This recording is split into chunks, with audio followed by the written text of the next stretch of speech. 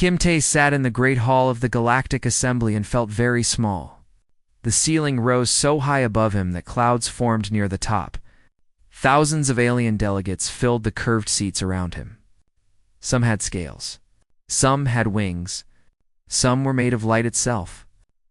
And somewhere in the middle of all this wonder sat the human delegation. 47 people representing 8 billion souls back on Earth 200 years ago. Humanity had reached the stars and found they were not alone. The galaxy was full of life. Ancient civilizations had been traveling between worlds for millions of years before humans learned to make fire. When Earth finally joined the Galactic Assembly, people back home celebrated for weeks. They thought it was the beginning of something beautiful, Kim. Kim no longer believed in beautiful beginnings. He watched Park Yuna stand at the central platform. She was 52 years old and had given 30 years of her life to this place. Her hair had turned gray in service to a galaxy that refused to remember her name. Today, she was presenting Earth's proposal for equal trade rights. It was the same proposal humans had submitted for the past 60 years. The human worlds have contributed significantly to galactic infrastructure, Park Yuna said. Her voice was steady and clear. We ask only for fair compensation and equal standing in trade negotiations. Sound rippled through the hall. It took Kim Tae a moment to recognize it. Laughter. The delegates were laughing. Not all of them, but enough. The ancient ones, the species who had traveled stars when Earth was still covered in ice. They found something funny about a human asking for equality. The Speaker of the Assembly, a being so old that no one remembered what species it had once been, raised a limb for silence. The proposal from Earth is noted, it said. It will be reviewed in the standard process. The standard process meant the proposal would sit in a file for another decade. Kim Tae had learned this truth years ago. The Assembly did not hate humans. Hate would require them to notice humans at all. To them, humanity was simply too young, too small, too brief to matter. Humans lived for less than a century. Some delegates in this room had watched stars be born and die. What was a human lifetime to them? A single breath. A blinked out Park Yuna returned to her seat beside Kim Tae. Her face showed nothing. But he saw her hands shaking slightly. The same as always, she said quietly. The same as always, he agreed. Across the galaxy, in a space station orbiting a dying sun, Lee Ho was fixing a broken water recycling system. He was 31 years old and had not seen Earth in 6 years. The station housed 3,000 aliens from 12 different species. Lee Ho was one of only 4 humans on board. The work was not difficult for him. He had trained for years and had a natural talent for machines. What made the job hard was everything else. The aliens on this station did not speak to him unless something was broken. They walked past him in the corridors without looking. When he ate in the common areas, others moved away from his table. He did not complain. Complaining did nothing. He simply worked, slept, and waited for his contract to end. Today, while he worked inside the water system, 2 alien engineers stood nearby. They did not know he could hear them through the thin metal walls. The humans are useful for this kind of work, one said. Their hands are so small. They can fit into spaces we cannot reach. Like insects, the other replied. Small and quick. Good for crawling into holes. Lee Ho closed his eyes for a moment. He finished his work in silence. When he climbed out of the machine, the 2 engineers were gone. They had not waited to see if he succeeded. They simply assumed the human would fix things like he always did. That night, Lee Ho looked up the statistics he had avoided for years. He learned that humans maintained 60% of all communication relays in the galaxy. Human doctors served on stations where humans were not allowed to live permanently. Human artists created works that were sold across 1,000 worlds, usually without credit or payment. Human engineers kept ships flying and stations running.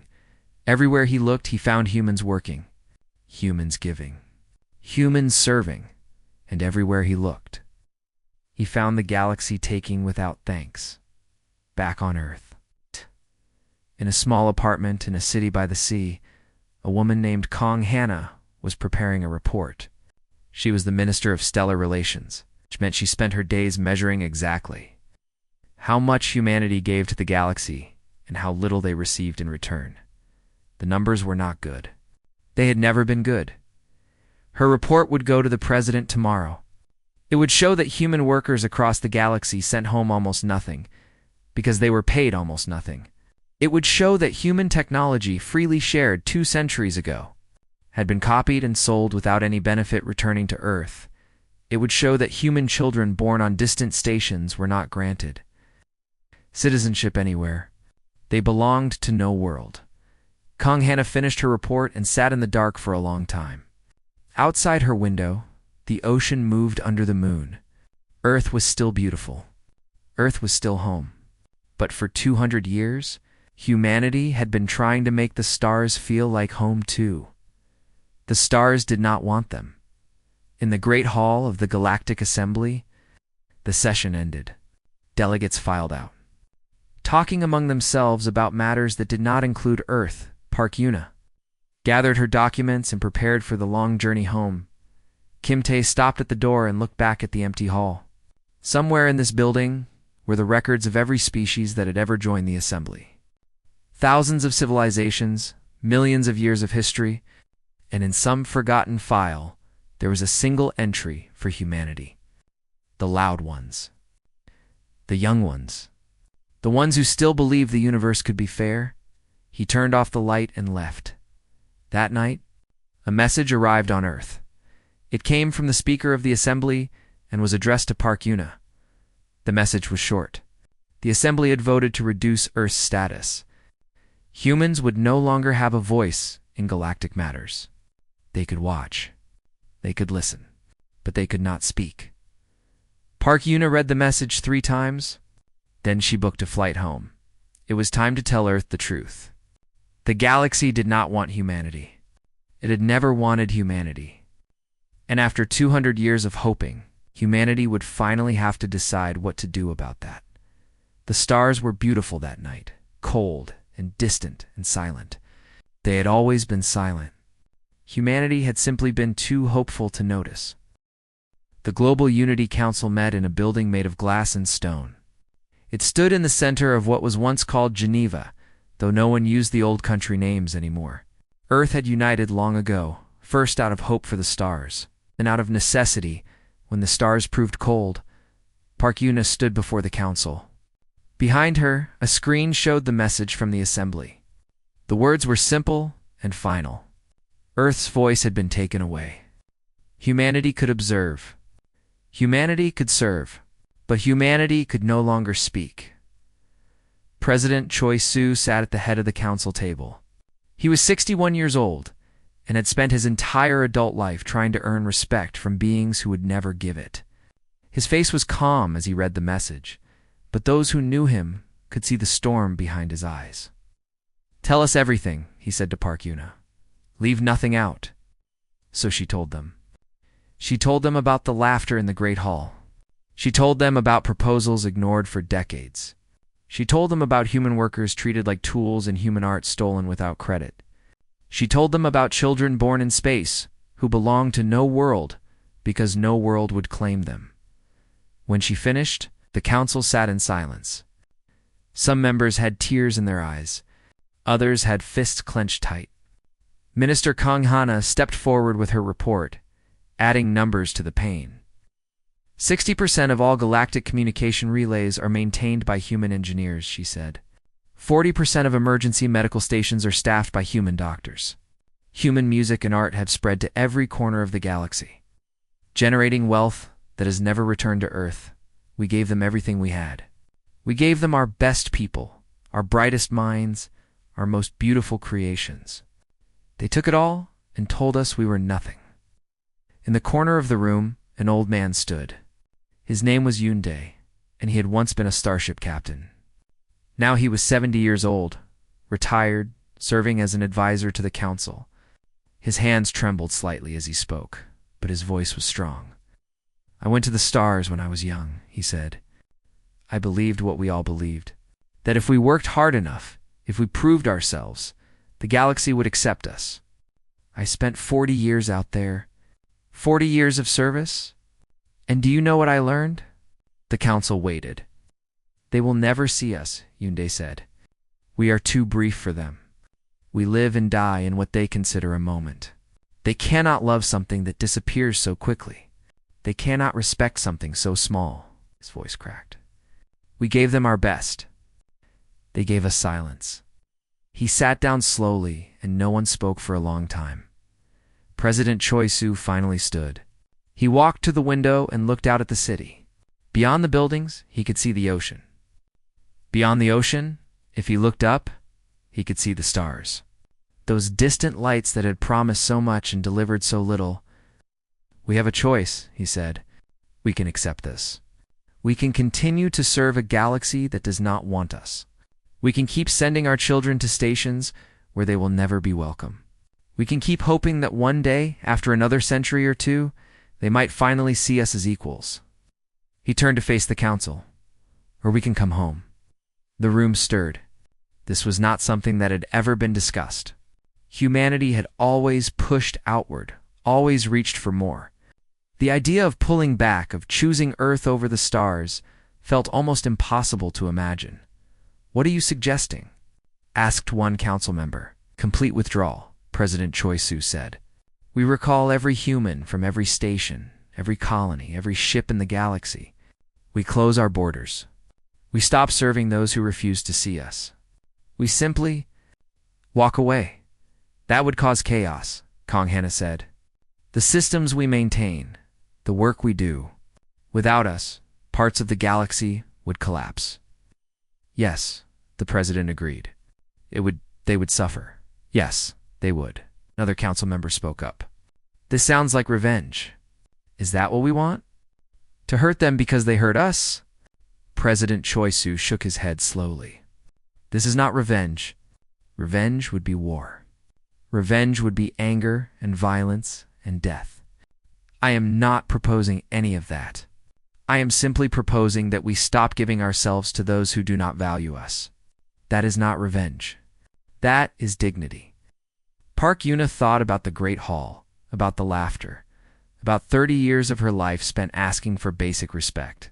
She thought about the delegates who walked past her without seeing her, who accepted her work without thanks, who considered her species too young to matter. I support the withdrawal, she said quietly. One by one, other voices joined hers. Kong Hannah Yoondae. Council members who had spent their careers trying to earn a place among the stars. They were tired. They were done hoping. The vote was called. President Choi Su read the question aloud. Shall humanity withdraw completely from the Galactic Assembly and recall all citizens from galactic space? Every hand rose. The vote was unanimous. That night, the message went out to every human in the galaxy. It was simple and clear. Come home. Earth is calling you home. Leave your stations, leave your ships, leave your posts. You do not belong to them anymore. You belong to us. You have always belonged to us. The recall would take months. There were millions of humans scattered across thousands of worlds. Some had been born in space and had never seen Earth. Some had lived among aliens for so long. They had almost forgotten what human company felt like. But the message reached them all, and slowly, quietly, the great return began. On a station orbiting a dying sun, Liho read the message on his small screen. He read it 3 times to make sure he understood. Then he put down his tools, walked to his tiny room, and began to pack. He owned very little. A few clothes. A few books.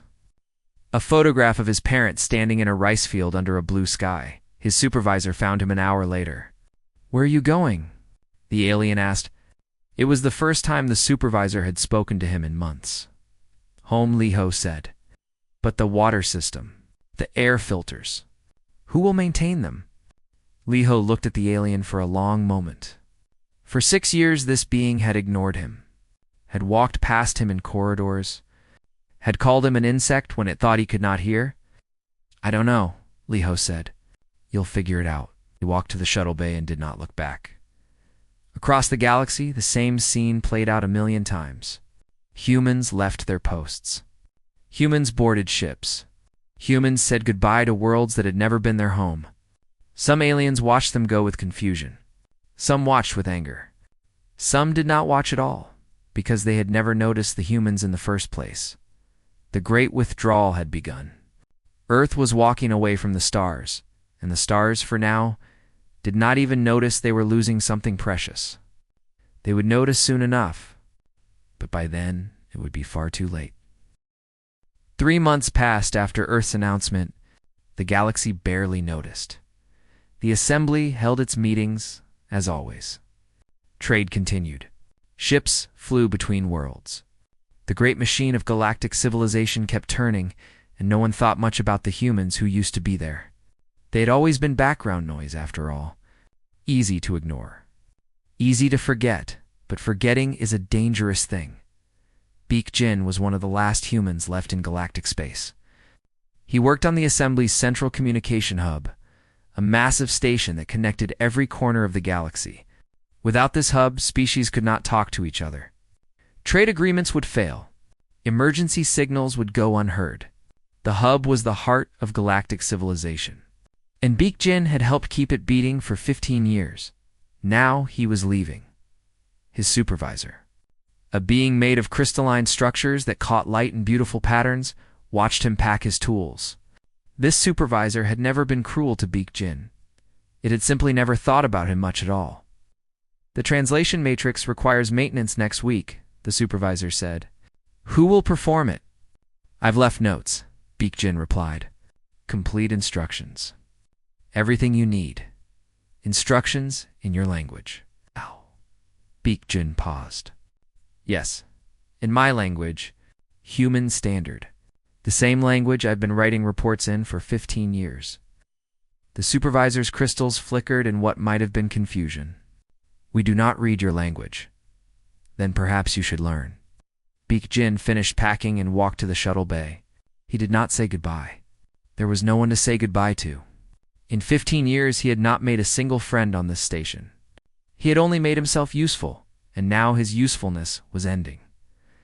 3 days after he left, the translation matrix failed. It was a small failure at first. A few words came through wrong. A few meanings got twisted, but no one on the station knew how to fix it. The instructions Beak Jin left behind were written in human standard, and no one had ever bothered to learn human standard. Why would they? Humans were just tools. Tools did not require understanding. The small failure became a larger failure. The larger failure spread. Within a week, the central communication hub was sending gibberish to half the galaxy. Ships received wrong coordinates. Trade agreements became meaningless when neither side could understand the contract. Emergency signals went nowhere, or worse, went to the wrong places. The assembly called for engineers. Engineers came and stared at machines they did not recognize. The translation matrix had been built by 12 different species over thousands of years. But the latest and most important modifications had been made by humans. Human hands. Human minds. Human solutions to problems no one else had bothered to solve. And now, the humans were gone. On a distant colony world, a nurse named Han Mina was closing her clinic for the last time. She had worked here for 8 years, treating aliens who needed help. She had delivered babies and healed wounds and sat beside the dying when no one else would. The colony had never paid her fairly. They had never invited her to their gatherings, but they had always come to her when they were hurt.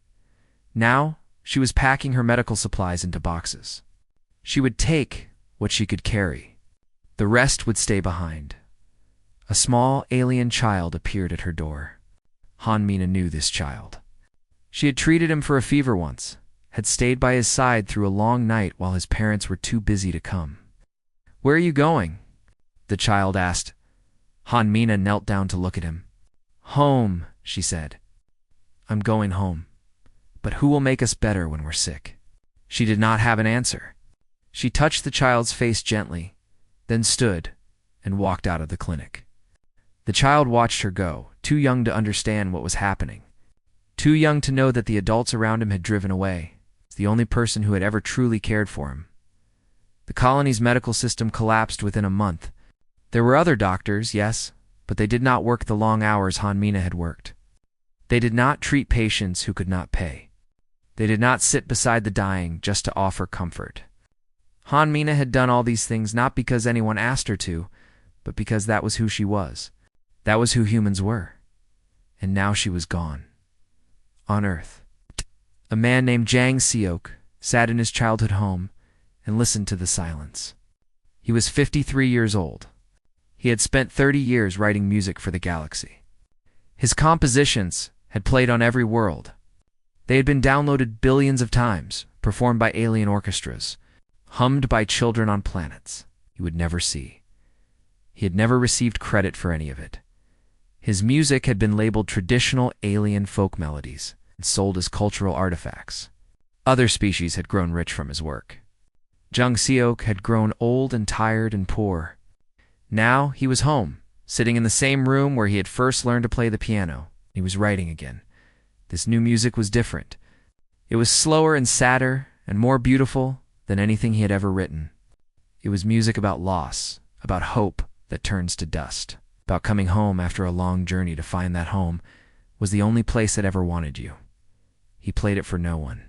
The galaxy would never hear this song. Earth would someday. But for now, it was his alone. Across the galaxy, the silence was spreading. Navigation beacons went dark. Ships got lost. Emergency frequencies filled with desperate calls that no one could answer because the systems that connected them were failing.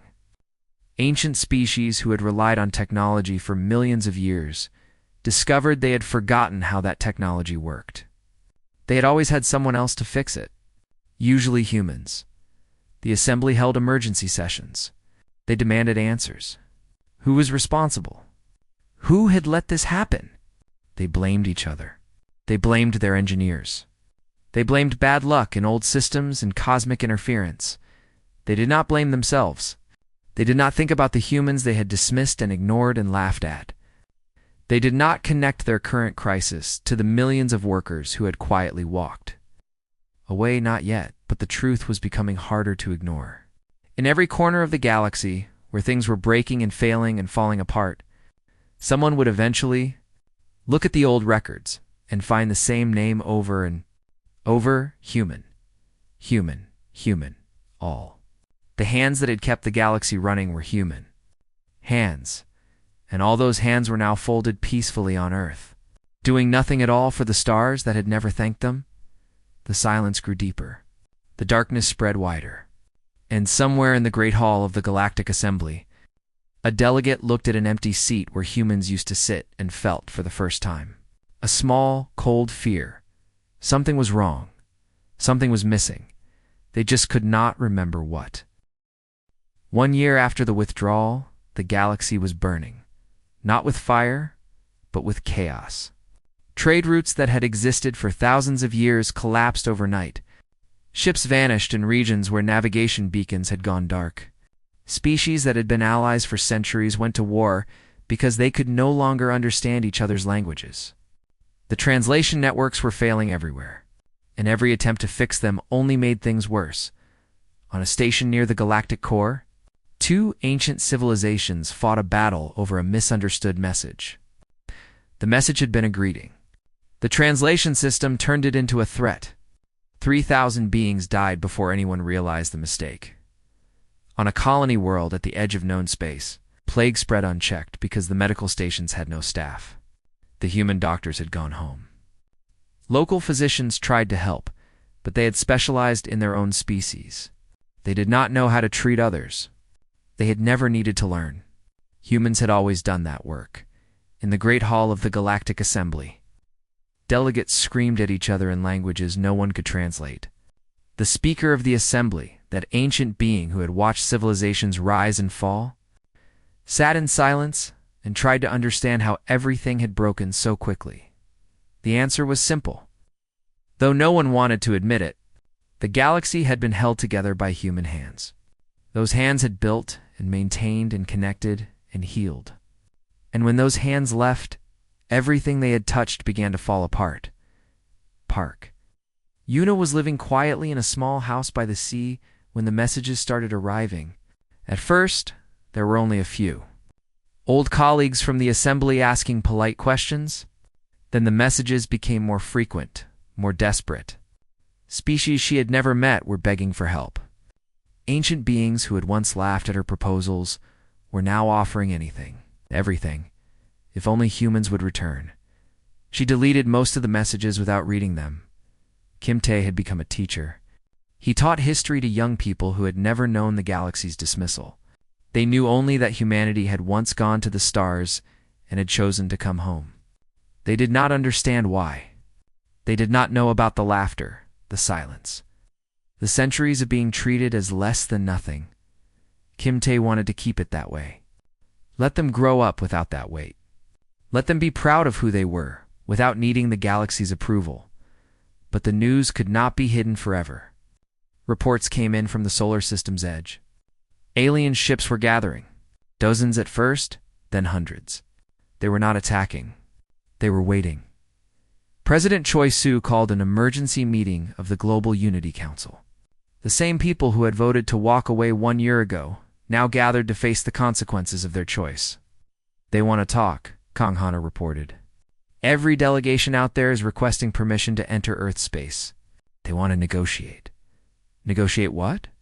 Asked a council member. We have nothing they want.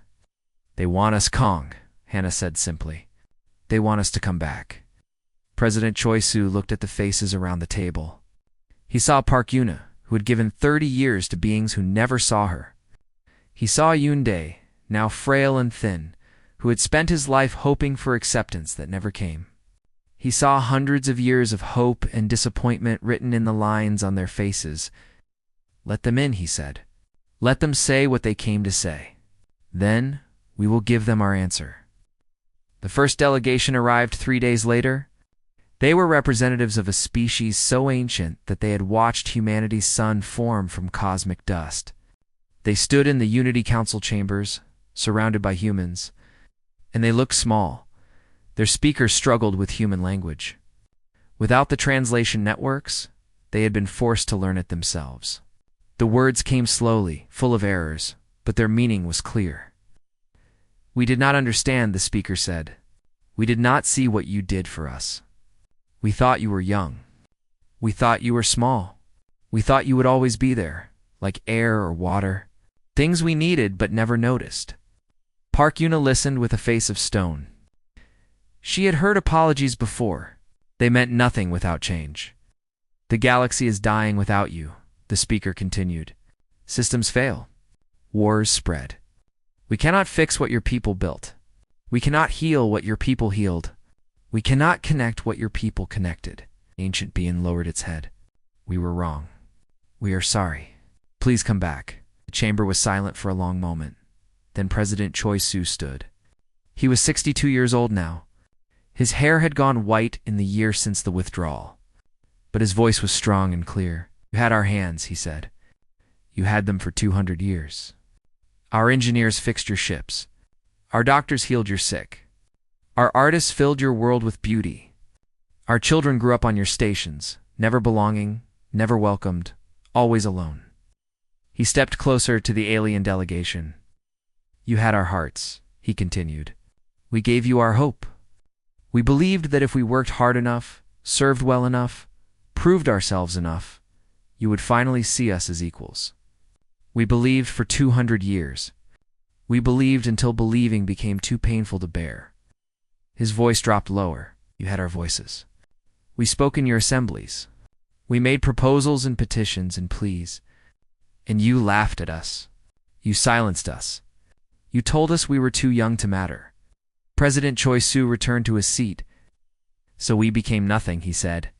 Just as you always told us we were. Now live with the quiet. Live with the empty spaces where our hands used to be. Live with the silence where our voices used to sound. You chose this. You chose it every day for 200 years. And now you must live with what you chose. The alien delegation stood in silence. There was nothing more to say. They had come offering wealth, offering status, offering everything they had once refused to give, and Earth did not want any of it. They left the next morning. Other delegations came after them.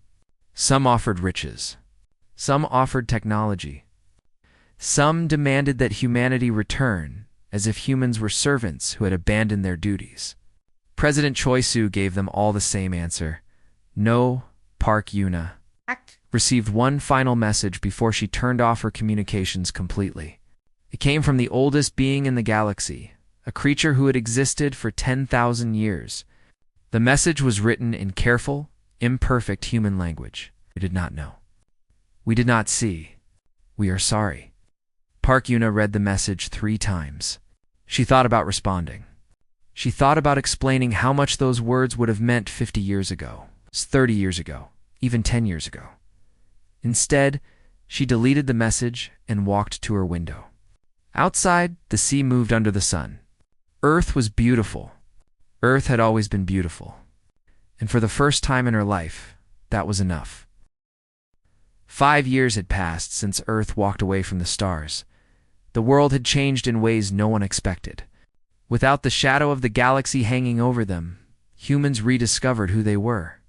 Art flourished in ways it had not flourished for centuries. Music filled every city. Writers wrote stories about Earth, about humanity, about the simple beauty of being alive on a small blue world in a vast universe. Science advanced too, but differently now.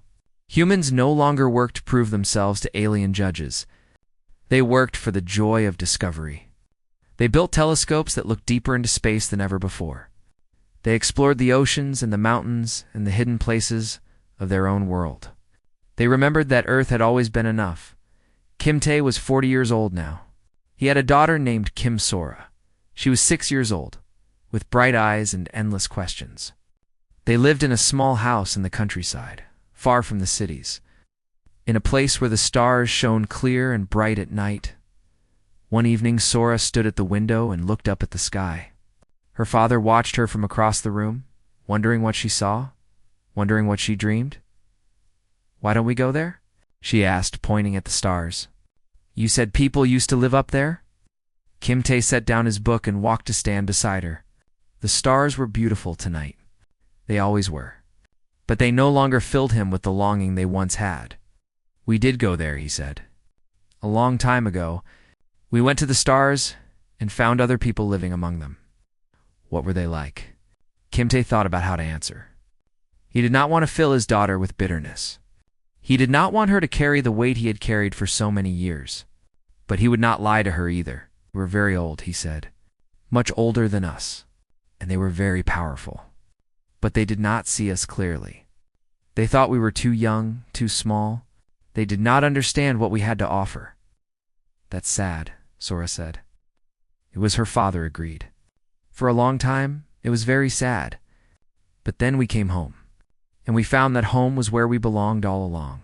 Sora nodded slowly, the way children do when they are thinking hard about something. Then she looked up at her father with those bright eyes. "Do you think they miss us?" Kim Tae smiled. "Yes," he said. "I think they do."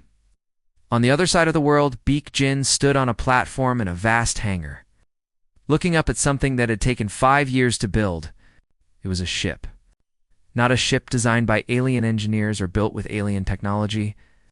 This ship was human, from hull to engine to the smallest bolt. It was called the New Dawn, and it was the first vessel of Earth's independent space program. Baek Jin was 50 now. His hair had gray in it, and his hands were not as steady as they used to be. But his mind was sharp, and his heart was full of something he had not felt in decades: pride. "Tomorrow," he said to his team. "Tomorrow we launch."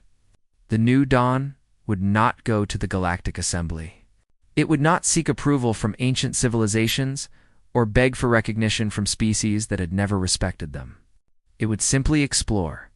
It would go further than any human ship had gone before, into regions of space where no alien had ever traveled. It would plant flags on empty worlds and discover things no one had ever seen, and it would do all of this for humanity alone, in a hospital room in Seoul. Yoon-dae was dying.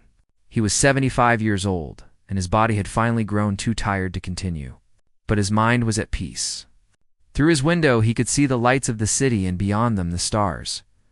Park Yuna sat beside him. They had become friends in these final years, 2 old soldiers who had fought the same war and survived to see victory of a kind. "Did we do the right thing?" Yoon-dae asked, His voice was soft now, barely above a whisper. Park Yuna took his hand. "We came home," she said. "That's all we did. We stopped giving ourselves to people who didn't want us." The galaxy suffered. Yes, and that's sad. But it was not our duty to hold them up. It was never our duty. We chose to serve, and when service became suffering, we chose to stop. Yunde closed his eyes. "I wanted them to see us," he said. "All those years, I just wanted them to see us." "I know," Park Yuna said. "So did I. Do you think they see us now?"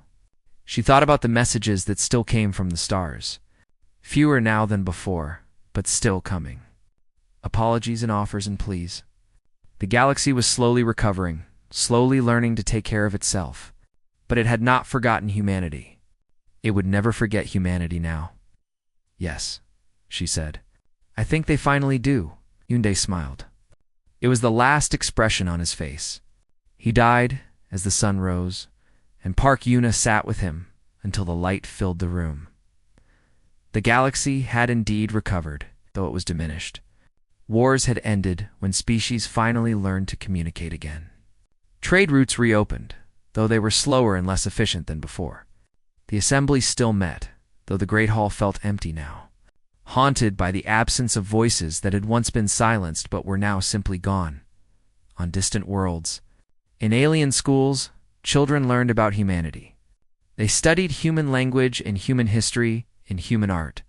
They learned about the species that had held the galaxy together and had walked away when holding became too heavy. Some of these children were angry at humans. Some were sad.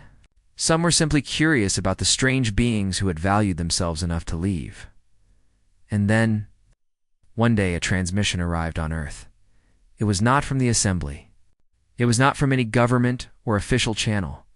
It came from a small world on the edge of known space. From a transmitter that should not have been able to reach this far, the message was in broken human language. Clearly learned with difficulty, clearly practiced many times before being sent. And the voice that spoke it was the voice of a child. "Hello, we hear you now." "We are listening." The message repeated 3 times, then fell silent. Kim Tae heard about it on the news that evening.